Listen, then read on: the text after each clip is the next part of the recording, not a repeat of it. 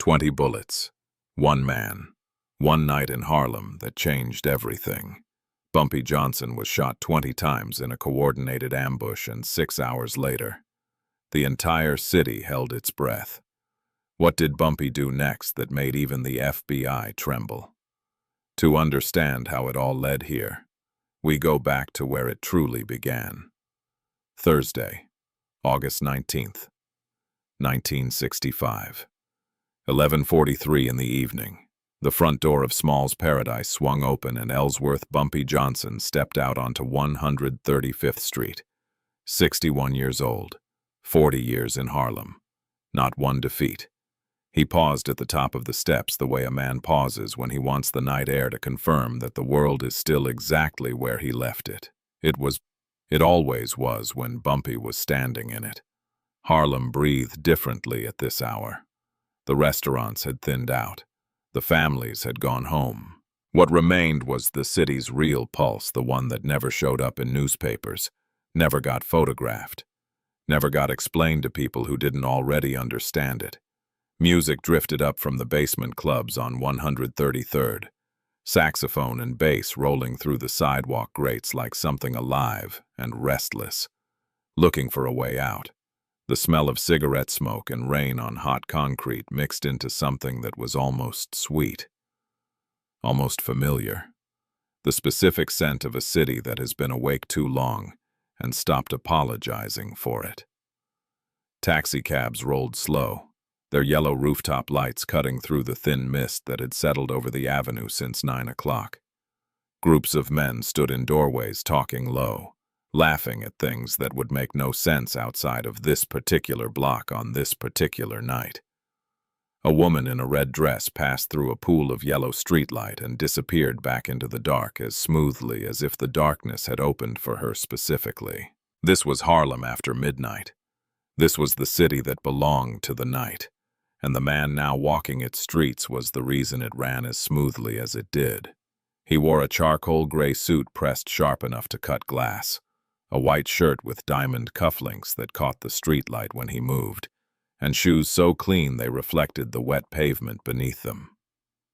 He walked east on 135th at an unhurried pace, heading toward 132nd Street where his car was parked, a 1964 Cadillac Eldorado.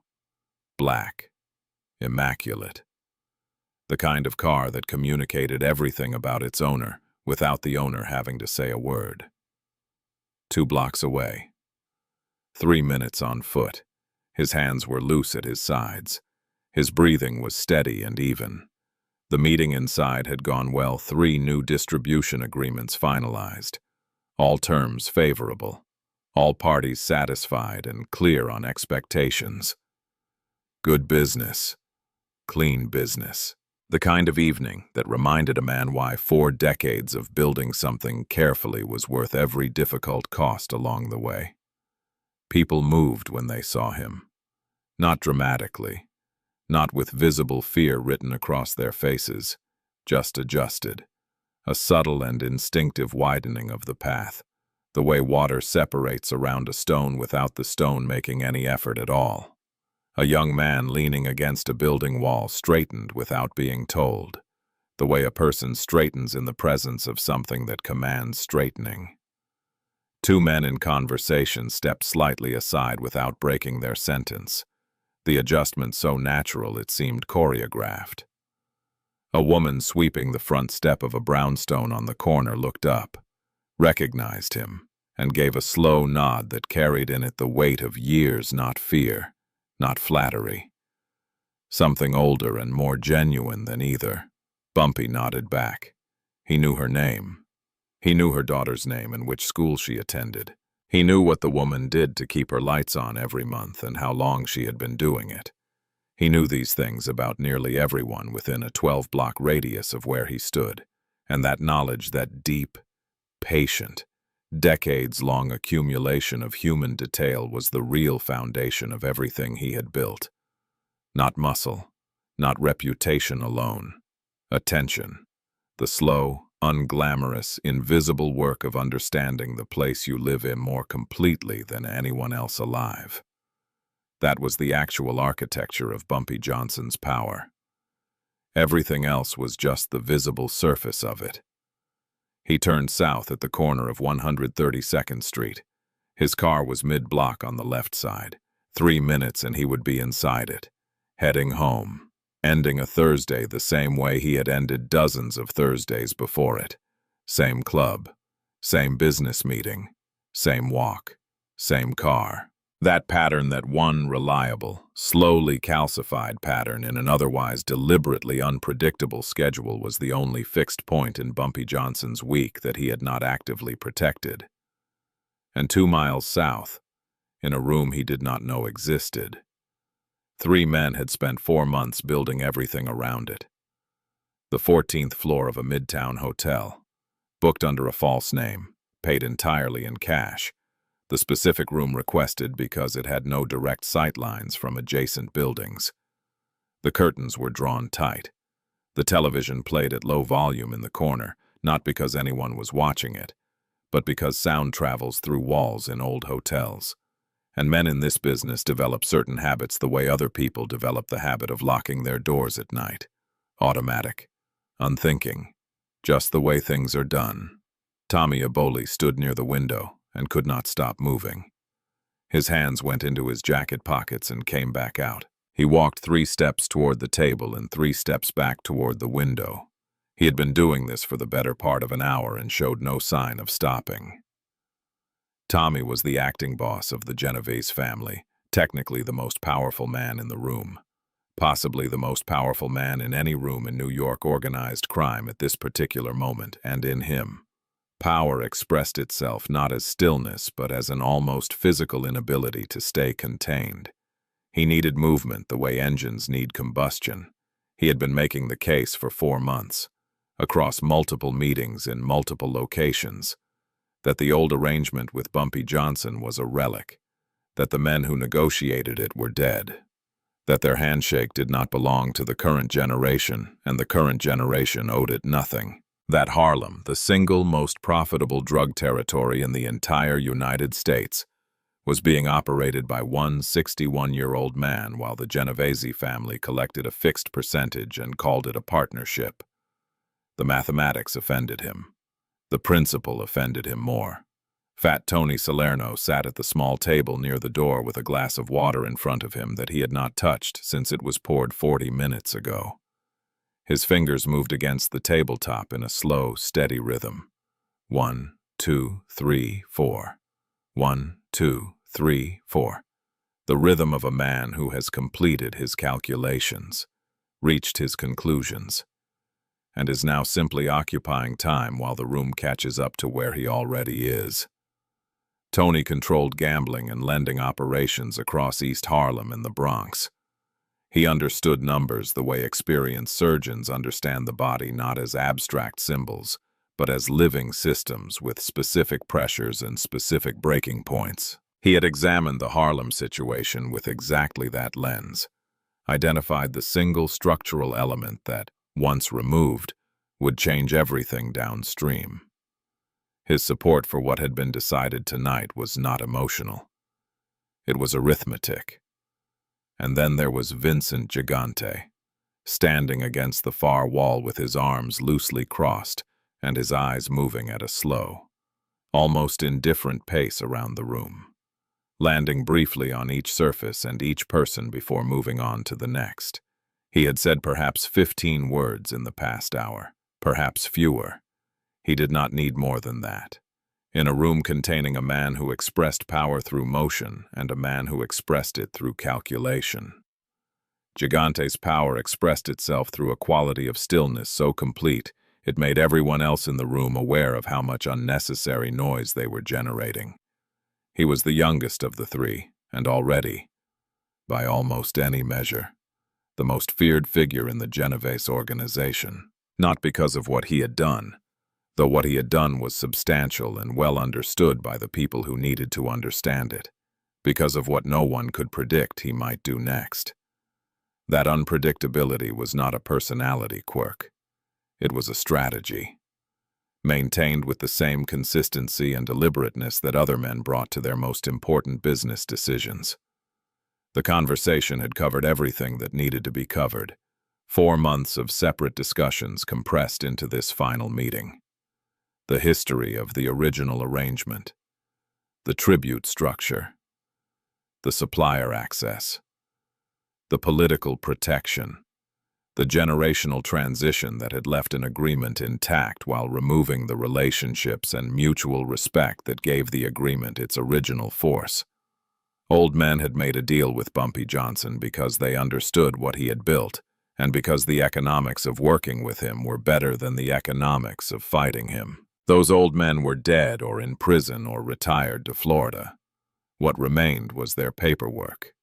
And paperwork, as Tommy had argued consistently across 4 months of these conversations, is not the same thing as power. It is only the record of power that existed at a specific moment in the past. Gigante uncrossed his arms. He looked at Tommy. A full second, then at Tony. Another second, then back at Tommy. And this time he held it. "Tonight is the last night for that man," he said. The room did not move for 3 full seconds. The television murmured something about baseball scores.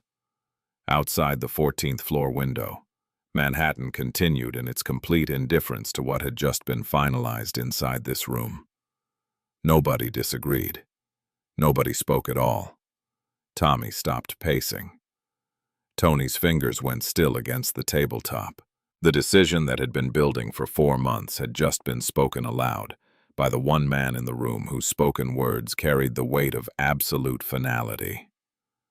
And now it was real in a way that all the previous conversations had not quite batted.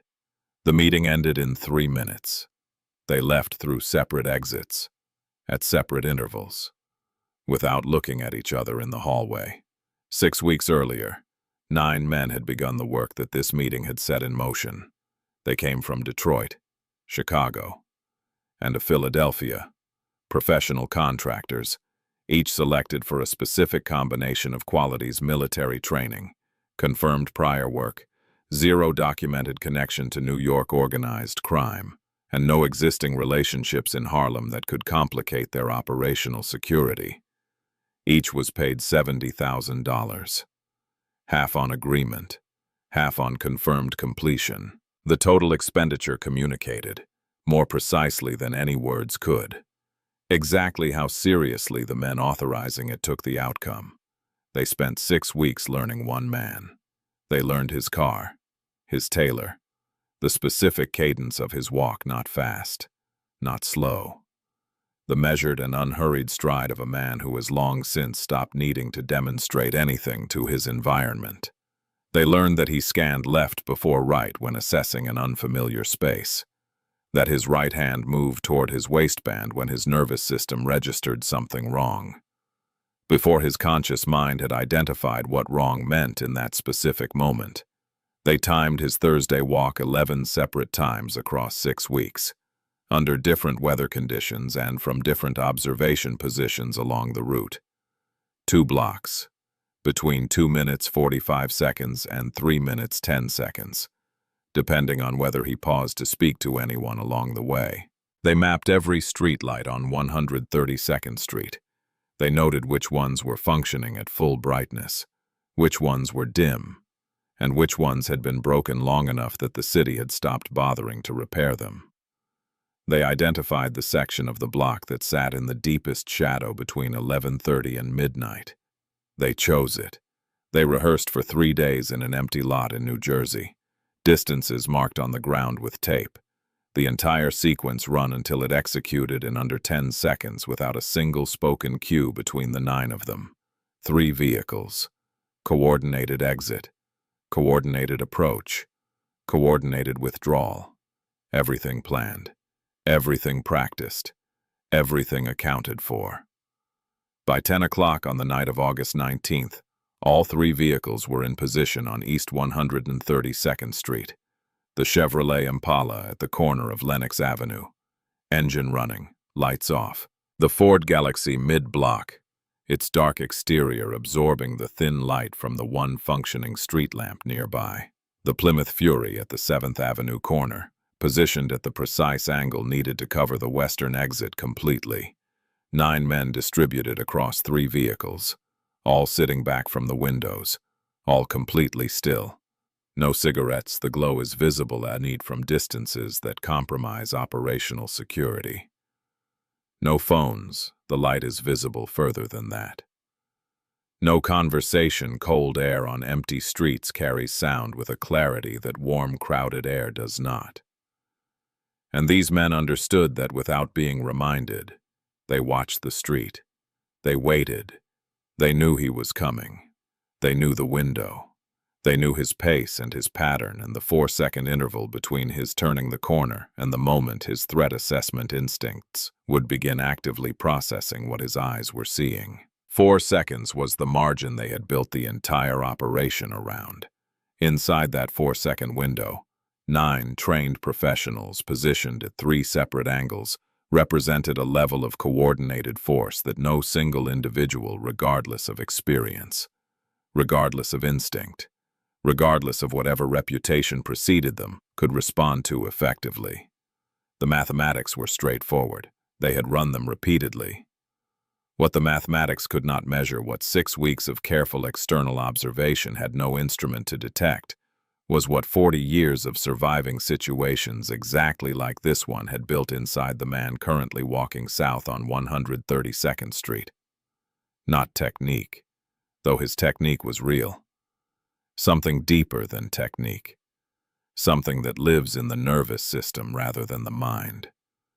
Calibrated across decades of threat and survival into a sensitivity so refined, it registers danger not as information but as physical sensation, as the specific quality of a silence that is textured wrong, as the particular stillness of a street that should not, at this hour, be this still. Bumpy turned the corner onto 132nd Street at 11:46 in the evening. He walked at his normal pace for the first 30 feet. Then something changed in him, not visibly, not yet, but internally, at the level where the body knows things before the brain has assembled them into language. An awareness arriving without announcement and without a single piece of concrete evidence he could have named in that moment. Just wrongness. The silence was the wrong kind of silence. 3 parked vehicles with running engines and no visible occupants. No music from the 3rd-floor apartment on his left. The one that always had music at this hour without exception.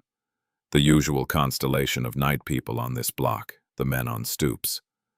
The couple with the dog, none of them present. The street was technically occupied, but functionally empty in a way that 132nd Street was never empty at this time on a Thursday. He slowed his pace without stopping. His eyes moved across the parked vehicles with the practiced efficiency of a man who has been making this kind of assessment for 4 decades. 3 cars, running engines, occupants positioned back from the windows, multiple people in each vehicle, sitting in the specific way you sit when you are deliberately not looking like you are watching something. His right hand moved. It moved before the thought completed itself fast, clean. The deep reflex of a nervous system that had been trained by 40 years of exactly this kind of moment into something faster than decision. The Colt, 1911, at his belt. His fingers found the grip with the certainty of a movement performed 10,000 times. 9 car doors opened at once. The sound hit first 9 doors in under 1 second, sharp and simultaneous in the Harlem quiet. A single percussive note that the street absorbed without echo. Then the men were outside the vehicles and moving, and the first shot came before Bumpy had the weapon fully clear. He fired twice, going down to 1 knee. Both rounds found targets. He would learn later. 1 man seriously wounded. 1 taken completely out of the engagement, but the geometry was designed against him, and there were 9 of them, and the sequence that had been rehearsed for 3 days in a New Jersey lot was executing exactly as planned. 63 shots. 8 seconds. 20 bullets found their mark. He went to the pavement. He kept firing until the weapon was empty, and his hand could no longer maintain its grip. Then the engines were pulling away 3 directions. 3 vehicles dissolving into the Harlem night with the clean efficiency of a plan that had been built specifically to disappear. The sound faded. The street went quiet again. The broken sodium lamp above him buzzed in the sudden silence. Still flickering, still unrepaired after 6 weeks, casting its unsteady orange-yellow light across the wet concrete of East 132nd Street. Bumpy Johnson lay still, 20 bullet wounds, blood spreading slow and wide beneath him in the glow of that one broken light. The only witness on the block that wasn't going anywhere. 9 killers moved through the dark toward Queens, each carrying the same certainty, in the same silence the job was finished. The target was down. Bumpy Johnson was either dead already or would be within the hour. By morning, the most powerful name in Harlem would be past tense, a vacancy. A story people told carefully. They were wrong. Every single one of them. Completely and catastrophically and irreversibly wrong. And 6 hours from that moment, each of them would understand exactly how wrong in the most permanent way a person can understand anything at all. 40 seconds. That was how long Bumpy Johnson lay alone on East 132nd Street before Marcus Webb's car screeched to a stop at the curb. 40 seconds, that felt. To the man bleeding on the pavement. Like the entire length of a life being reviewed at high speed. Not in images, in calculations. 3 vehicles, 9 shooters, crossfire from 3 separate angles, coordinated withdrawal in under 15 seconds. This was not street violence. This was architecture. Someone had spent real money and real time designing this specific outcome, and even now, with 20 bullet wounds and his blood spreading across wet concrete, Bumpy Johnson was cataloging every detail his fading consciousness could still process. The number of shots, the direction of each vehicle's exit, the spacing between the shooters as they moved. He was not panicking. He was not praying. He was doing the only thing 40 years had taught him to do. When everything went wrong, he was thinking. Marcus Webb hit the pavement running before his car had fully stopped. He had been 2 blocks behind. Trailing at the standard distance Bumpy required of his security detail, close enough to respond, far enough to avoid drawing attention to the principal. He had heard the shots and covered the distance in under a minute, and now he was kneeling on the wet concrete of 132nd Street, looking at something that should not have been survivable. 20 entry points. Blood from multiple sources. A man who by every visible measure was in the process of leaving the world. Marcus pressed both hands against the abdominal wound, the worst of them. The one that required the most immediate pressure, and reached for the car phone with his elbow in a movement that was awkward and desperate and somehow precise all at once. The call lasted 45 seconds. He gave the location, the number of wounds, the instruction that under no circumstances was Bumpy to be taken to a hospital. A hospital meant police reports. Police reports meant exposure. Exposure meant that everything Bumpy had built across 4 decades would begin unraveling before he was even stabilized. There was another option. There was always another option when you had spent 40 years building relationships with people who owed you things they could never fully repay. Dr. Samuel Robinson was 68 years old, had been practicing medicine for 39 years, and maintained a private facility in the Bronx that appeared on no official registry, carried no insurance documentation, and existed in the knowledge of perhaps 30 people in the entire city of New York. It was not a hospital. It was something more specific than that. A room where the rules that governed the official world did not apply. Staffed by a man whose skill had been forged across decades of treating people that the official world had decided were not worth treating carefully. Robinson had been saving lives in that room since 1931. He had never lost a patient he believed could be saved. He answered on the second ring. Marcus spoke. Robinson listened without interrupting. When Marcus finished, Robinson said 4 words. "I will be there." He hung up, gathered what he needed from the organized shelves of his facility, walked to his car, and drove through the Harlem night, running every traffic signal between his location and 132nd Street, covering a distance that should have taken 12 minutes in 7. They moved Bumpy into Robinson's car with the careful urgency of men who understood that speed and gentleness were both essential and that neither could be sacrificed for the other. Bumpy was conscious but not fully present. His eyes were open, tracking, processing, but the responses were slower than they should have been, and the blood loss was at a level Robinson had seen only a handful of times in 4 decades of practice. In the back seat, Marcus maintained pressure on the wounds while Robinson drove. No one spoke. There was nothing useful to say. The facility in the Bronx received them at 12 minutes past midnight. Robinson had called ahead on the drive 2 calls. Brief, specific. By the time they arrived, 4 of Bumpy's men were already waiting outside, having come directly from locations across the city at a speed that said everything about what his network meant in practical terms. Within the next 30 minutes, 20 people had arrived to donate blood. Nobody had been called twice. The first call to each person was sufficient. That fact alone, that 20 people crossed borough lines in the middle of the night without hesitation or negotiation, was a more accurate measure of Bumpy Johnson's actual power than anything that had ever been written about him in a newspaper or a federal file. Robinson operated for 8 hours without stopping. 20 bullet wounds, lung damage requiring immediate drainage, abdominal trauma with internal bleeding that had to be addressed before anything else or nothing else would matter, bone fractures in both arms and the left leg, nerve damage along the lower spine whose full extent would not be knowable for days.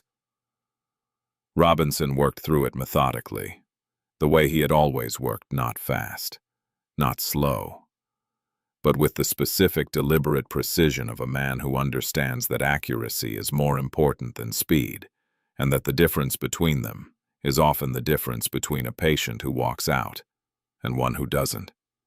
His hands did not shake. In 39 years they had never shaken during an operation, and they did not begin tonight.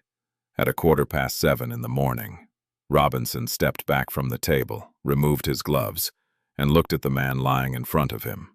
Stable, breathing without assistance, blood pressure returning toward a viable range, color improving in the extremities.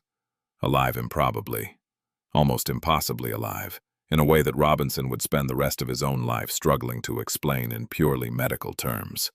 He was writing notes at the small desk in the corner of the room when Bumpy's eyes opened. Not gradually, not the slow surfacing of a man emerging from deep sedation. They opened with a directness that made Robinson set his pen down and turn around, because the quality of attention in those eyes was not the attention of a man waking up from surgery. It was the attention of a man resuming a conversation that had been briefly interrupted. Robinson stood and crossed to the table. He spoke carefully, the way you speak to someone whose neurological status you are not yet certain of, explaining the situation in measured terms. 20 bullet wounds, 8 hours of surgery. The lung damage was permanent. His breathing capacity would be reduced for the rest of his life.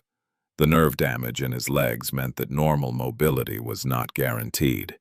He needed to remain still for a minimum of 3 months. He needed rest, hydration, monitoring, time. His body had been through something that very few human bodies had ever been through and survived, and the survival was conditional on what happened in the next 72 hours. Bumpy listened to all of it. He held Robinson's eyes the entire time without expression. When Robinson finished, there was a pause of exactly 3 seconds. "I need a phone," Bumpy said. Not loud, not urgent in the way urgency usually sounds. The words came out in a register so level and so completely absent of anything resembling distress that Robinson, who would later recount this moment to people who asked about it for the remaining years of his life, said each time that he had genuinely wondered for a moment whether he had heard correctly. He had. He asked Bumpy if he understood what he had just been told. Bumpy said yes. He asked if Bumpy understood that movement and exertion could reopen wounds that had taken 8 hours to close. Bumpy said yes. He asked one more time. in different words, whether Bumpy could not simply rest for a few hours before making any calls. Bumpy looked at him with the patience of a man who has already made a decision and is waiting for the room to finish speaking so he can act on it. "Phone," he said again. Same register, same absolute calm. Robinson brought the phone. The first call lasted 4 minutes. Bumpy's voice throughout it was flat and precise.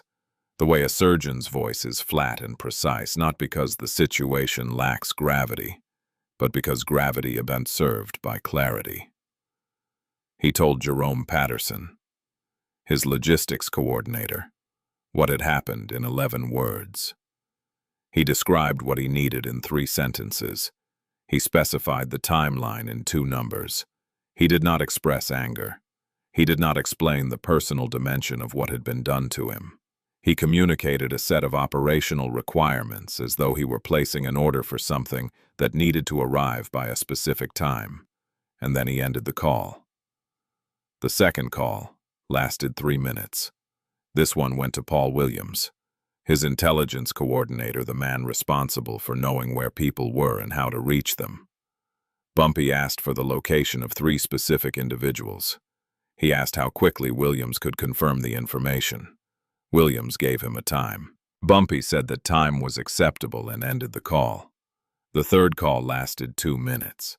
This one was different in character from the first 2, not in Bumpy's tone, which remained exactly the same, but in its intended recipient. He spoke to a man who would carry a message to the FBI agents assigned to monitor his operation. The message was not a threat. It was a statement of fact, delivered in the same level register as everything else Bumpy had said that morning, which somehow made it more unsettling than a threat would have been. The message was this: what had happened last night was being addressed. The parties responsible were being located. The FBI was not required to involve itself. If it chose to involve itself anyway, that choice would be understood as a position. And positions have consequences. Total time for 3 calls, 9 minutes.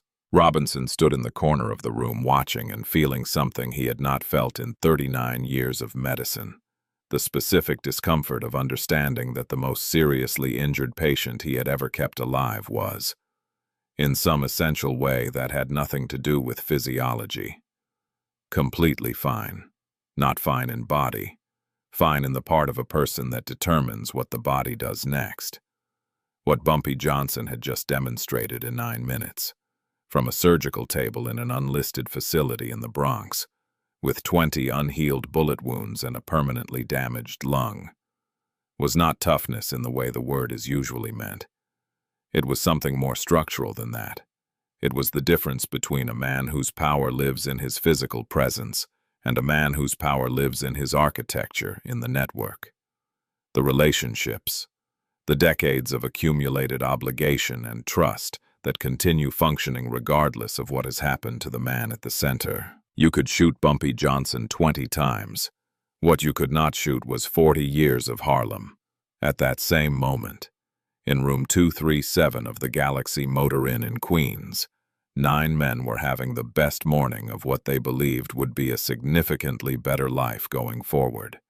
The room smelled of whiskey and cigarette smoke and the specific kind of ease that comes from completing difficult work successfully. They had driven separately from Harlem, arrived at the hotel at staggered intervals to avoid the appearance of a group, and reconvened in the room they had booked under a rotation of false names. By 2 in the morning they were all present, and by 2:30 they had stopped being professional about it and started being human, laughing, drinking, replaying the sequence of events with the particular energy of men who had just done something extremely difficult and done it well. $70,000 each. The confirmation call from the Genovese family's intermediary was expected before noon. After that, they would disperse in different directions, some to Chicago, some to Detroit, one back to Philadelphia. By this time tomorrow, they would each be in a different city, and within a week the money would be distributed through channels clean enough to satisfy anyone who looked. The job was complete. The target was down. Bumpy Johnson was either in the morgue already or would be before morning. Not one of them considered any other possibility. This was the critical failure. Not tactical, the tactical execution had been essentially perfect. The failure was conceptual. They had studied Bumpy Johnson for 6 weeks and learned his patterns, his schedule, his physical vulnerabilities, the dimensions of his daily routine. What they had not learned, what the surveillance had given them no mechanism to learn, was the depth and speed of the network that existed beneath those patterns. They did not know about Marcus Webb's protocol of trailing at 2 blocks. They did not know about Robinson's facility. They did not know that the 40 people most central to Bumpy's operation had standing instructions for exactly this scenario. Instructions that activated without requiring a call from Bumpy himself. Instructions built over years of quiet preparation for a contingency that Bumpy had always known was eventually coming. And they did not know that Marcus Webb had identified the Galaxy Motor Inn at 4 in the morning, not through any dramatic intelligence operation, but through a chain of information that ran through a night shift parking attendant on Queens Boulevard, who had noticed 3 specific vehicles and mentioned it to the right person, who mentioned it to the next right person, and so on through a network so thoroughly embedded in the daily texture of New York that it was effectively invisible to anyone who hadn't spent decades building it. By 5 in the morning, 25 of Bumpy's people had the address. By 6, they were in position. The door of room 237 opened from the outside at 7:43 in the morning, not broken down, not forced dramatically. Simply opened with a key obtained from the front desk by a man whose manner communicated sufficient authority that the clerk handed it over without a second thought. The man standing closest to the door turned around at the sound of the lock disengaging. The expression on his face in that moment was not fear, not guilt, not the adrenaline response of a professional caught off guard. It was something more fundamental than any of those things. It was the expression of a man whose entire understanding of the situation he was in had just been revealed to be completely wrong, and who had not yet had time to construct a replacement understanding. 25 people entered the room. It was over in less than 30 seconds. What happened next was the part that made every organized crime figure in New York reassess every assumption they had made about Bumpy Johnson. And what that reassessment looked like was this, the following morning. At 20 minutes past 6, the agents arriving for the early shift at the FBI's New York field office at Federal Plaza in Lower Manhattan found 9 figures seated on the front steps of the building, arranged in a row, upright, positioned with a deliberateness that made it immediately clear this was not an accident or an act of careless disposal. Each figure had a single piece of paper attached to the chest. Each piece of paper said the same thing in the same handwriting. They shot Bumpy Johnson 20 times. This is what happens next. BJ. Special Agent David Morrison had been assigned to the Bumpy Johnson surveillance file for 3 years. He knew the operation's methods. He knew its signature. He arrived at Federal Plaza at 6:45 and stood in front of those steps for 10 minutes without speaking. His partner stood beside him and also did not speak. There was, genuinely, nothing useful to say. What they were looking at was not a crime scene in the ordinary sense. It was a communication, carefully composed, precisely delivered, addressed specifically to the institution they worked for. 9 people, arranged on federal property, each with a note that named Bumpy Johnson directly, in a display so controlled and so deliberate it functioned less like evidence and more like a signed letter. Morrison called his supervisor. His report was factual and thorough, and his recommendation at the end of it was something he had never in 20 years of service recommended before. The internal meeting that followed lasted 2 hours and involved people above his supervisor's level. The conclusion, when it came from the head of the New York field office, a man who had spent his career building cases against organized crime figures and who understood, better than anyone in that room, what the thing on their front steps actually represented. Close the active file, he said. Surveillance only. No direct engagement. Document it and put it away. Morrison typed the memo himself. He chose the words carefully, the way you choose words when you know they will be read by people you have not yet met, in circumstances you cannot yet predict. The final line read, "Subject's demonstrated response capacity exceeds parameters of standard investigative engagement. Recommend observation posture only. Do not approach." He filed it. It went into the archive. It is still there. By 3 in the afternoon. Ebola had been located in New Jersey, Salerno in Pennsylvania, Gigante in Connecticut. 3 states, 3 outcomes, all of them final in the same way. Each found before the following day's newspapers were printed. At 20 minutes past 3, a payphone at JFK Airport rang twice and was answered. Philip Lombardo, the actual operational authority behind the Genovese family. The man whose approval had made the original decision possible had been at the airport since noon.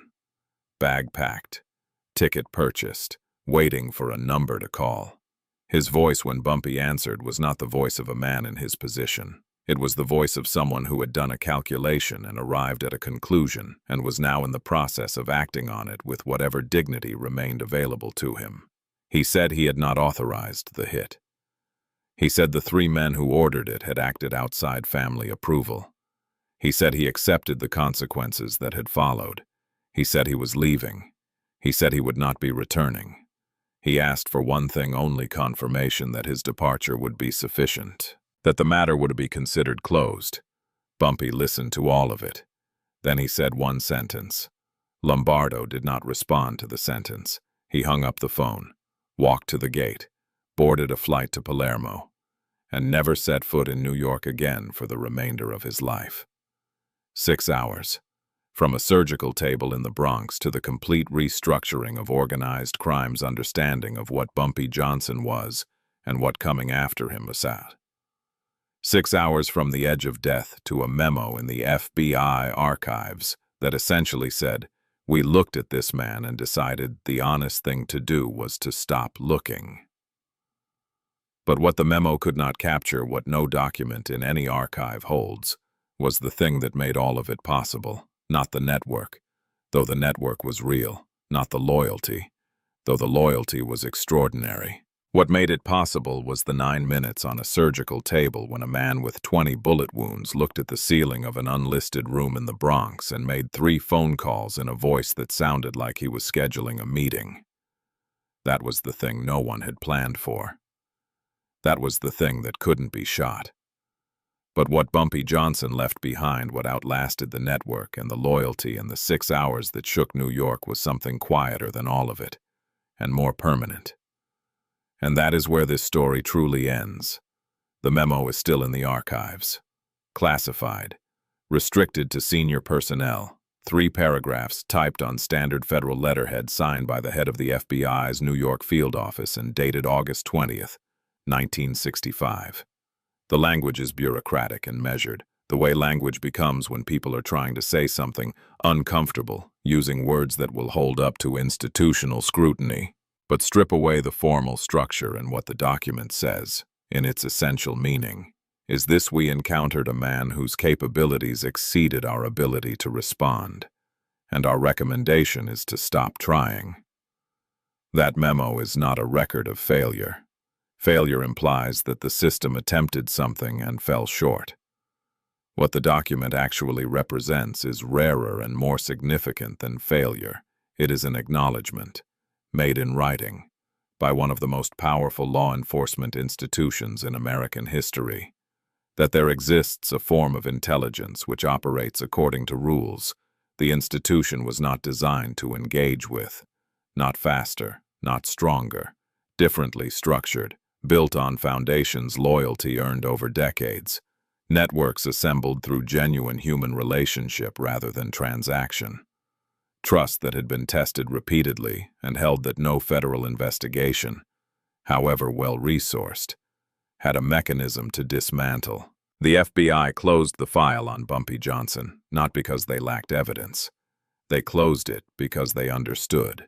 with the specific clarity that comes from finding 9 arranged figures on your front steps with signed notes attached, that the cost of continuing was a cost they were not equipped to pay. That understanding that there are forms of power which exist entirely outside the reach of conventional force was the most honest thing the institution ever produced about the man it had spent years trying to build a case against. What the memo could not record, because memos do not record such things, was what the following 3 years looked like for the man it was written about. The left leg never fully healed. The limp was permanent, not dramatic. Not the exaggerated gait of a man performing his own mythology. Just a slight unevenness in the stride that anyone who knew him before August 19th, 1965 would notice, and anyone who didn't would probably miss. The lung damage was real and lasting. Stares that had never required thought now required consideration. Cold mornings tightened something in his chest that did not loosen until midday. The chronic pain along the lower spine was the kind of pain that does not announce itself dramatically, but simply becomes part of the texture of every waking hour. A constant low presence that a man either learns to carry without showing or allows to define him. Bumpy carried it without showing. Every morning he sat at the same table outside the same coffee shop on 135th Street, in the same chair, at approximately the same hour. He drank his coffee without sugar, read whatever book he was working through at the time, and watched Harlem wake up around him with the unhurried attention of a man who has nowhere more important to be. He still played chess with the older men in the neighborhood slowly, without rushing the positions, thinking several moves ahead with the same patience he had applied to every other long game in his life. He still knew the names of children he had never been formally introduced to. Still remembered details about the lives of people who had no particular reason to expect that he would.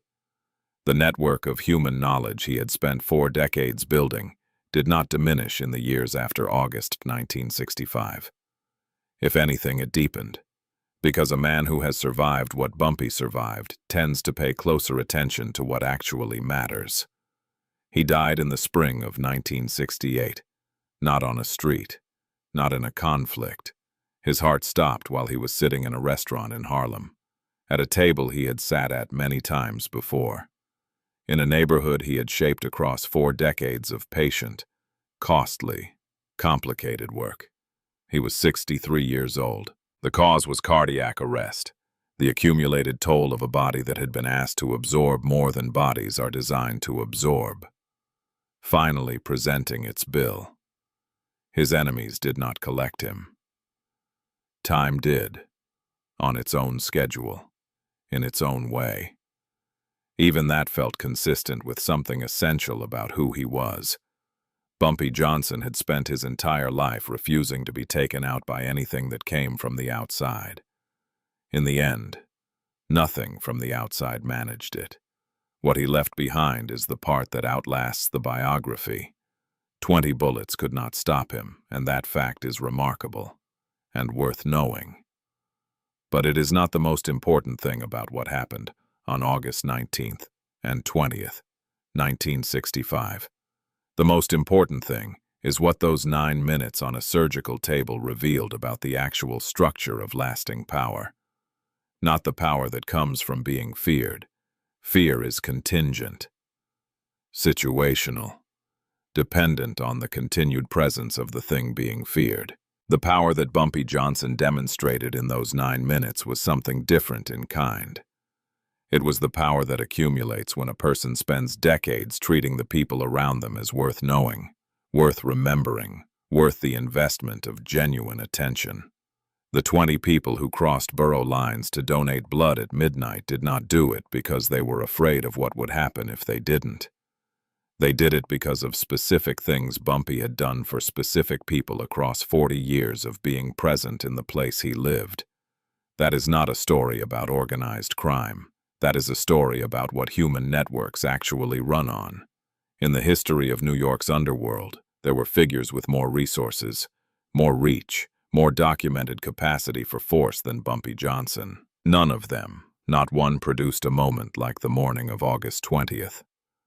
1965, when both the most powerful criminal organization in America and the federal agency assigned to dismantle it looked at the same set of facts and arrived independently at the same conclusion. We cannot win against this man. The Mafia sent its acting boss to Sicily. The FBI sealed its file. Two institutions that agreed on almost nothing agreed completely on that. What they were really agreeing on was something simpler than strategy and more durable than reputation.